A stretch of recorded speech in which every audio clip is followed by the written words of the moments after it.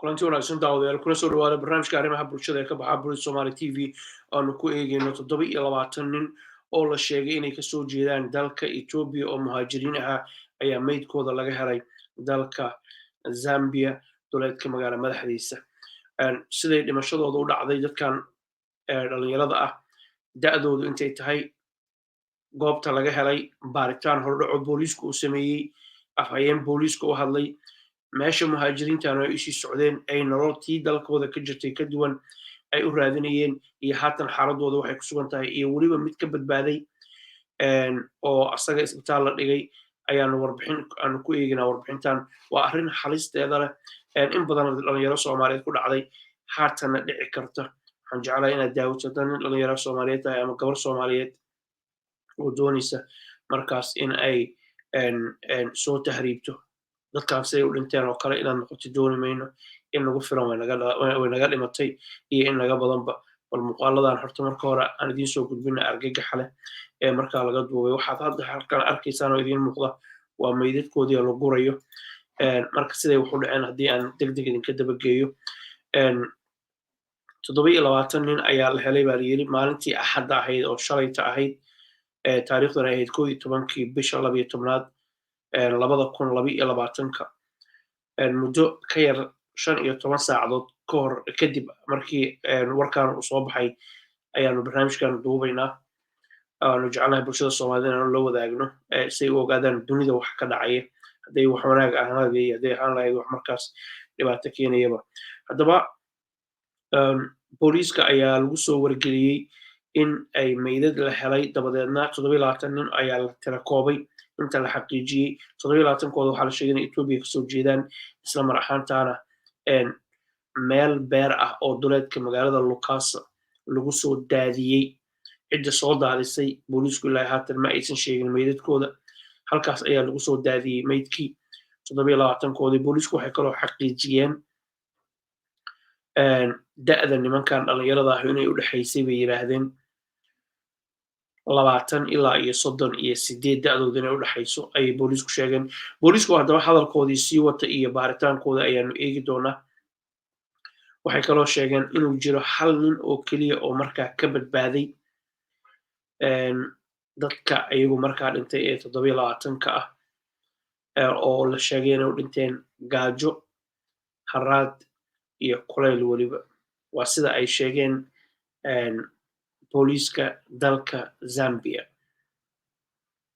ninka qura oo ka badbaaday ayaa subaxii axadda ahayd ee shalayta ahayd ayaa aroortii la helay isagoo xaaladiisu gabaabsi ay tahay dabadeedna waxaa loola cararay baa layiri isbitaalka Lukasa ayaa loola cararay halkaas oo lagu dabiibayo dhakhaatiirtu ay isku dayeyso inay la dadaasho la tacaasho xaaladiisa caafimaad oo layiri waa critical ama waa halis weeyaan muuqaaladii in muuqdo dhan daawadayaal waa goobta meydka laga helay oo magaalada duleedkeeda ah ninkan dhalinyarada ayaa lala dadaalaya booliisku ay la dadaalayaan baa layiri xaaladiisa oo aad iyo aad u adag meesha kuwii kale 27kii kale meydadkoodii la qaaday lana geeyey baa layiri qaboojiyaha oo ah meesha dadka lagu hayo meydka for further identification si markaa loo xaqiijiyo shakhsiyaadkanu dadka ay yihiin jawaabkooda la baarayaa fingerprinter baa laga qaadayaa DNA baa laga qaadayaa waxyaalaha ay wataan oo markaa qoysaskoodii inay ku gartaan laga yaabo ilaan wixii baaritaan dembi weyn baa dhacay waxaa loo gudbinayaa dowladda Ethiopia dadkii eheladoodii oo ku baadigoobaysaa marka mojariga ayay ku jiraan ama qaboojiyaha ayay ku jiraan halkaas oo markaas la doonayo baa in lagu sameeyo postmortem si loo xaqiijiyo sababta ay u dhinteen postmortem daawadayaal waxa weeyaan dadku markuu dhinto waa la jeexaa dabadeedna waxaa la eegaa xubnahooda muhiimka nolosha bini'aadamka u ah dhakhaatiirtuna markaa waxay sheegaan sababta qofkaana u dhintay ma gaajo u dhintay ma la dilay ma la sumeeyey ma wadnaha istaagay waxaasoo dhan bay baarayaan qof baa loo baaraya dabadeedna booliisku waxay markaas xaqiijin doonaan sababta dhimatay laakiin ilaa haatan haraad iyo gaajo iyo silacaas guud unbaa laga hadlayaa haddaba baaritaan hordhaco booliisku ay sameeyeen ayaa lagu ogaaday sanadayba idinkugu sheegay da'dooda inay u dhexaysay 20 ilaa 28 kulligoodna ay wada rag ahaayeen oo wax dumar ah haba yaraatee aysan ku jirinin. Halkaas xusuusin waxaa mudan gabdho fara badan oo Soomaali oo keligooda inay soo tahriibayaan oo tacadiyad aan la soo koobi karinin oo in badan halkan barnaamijka markhaatiga nool aanu kusoo qaadanay aanu kasoo daynay oo aan la soo koobi karinin. Kuwaan si kastaba ha ahaatee kulligood rag bay wada ahaayeen sida booliisku ay markaas ay sheegeen. Waxaana lagu soo daadiyey saan horeba idinkugu sheegay waddo weyn ayaa lagu soo daajiyey oo meel markaas beeraley ah agteeda ah ayaa lagu soo daajiyey. Cidda soo daadisay meydkan oo wadani lama yaqaano. Booliisku waxay kale oo sheegeen inay inta badan aysan dhicinin arrimaha noocan oo kale inay dhacaan, laakiin ay ku dareen inay dadkan u socdeen ama u tahriibayeen markay Ethiopia kasoo tagaan ay Zambia soo maraan inay markaas socdaalkooda uu ku wajahan yahay dalka South Africa iyo meelaha la midka halkaas oo ay ka raadinayaan nolol ka duwan tii hore oo markaas ayagu ay ku noolaayeen.